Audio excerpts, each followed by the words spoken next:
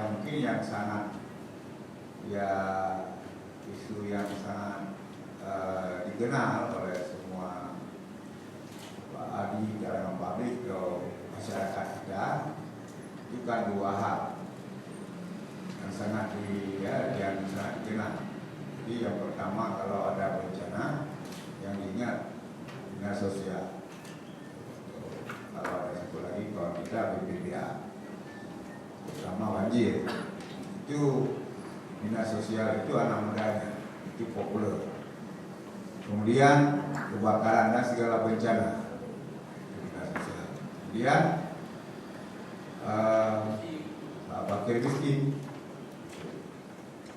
Jadi terkait dengan masalah kemiskinan, itu juga akan jadi domainnya dinas sosial.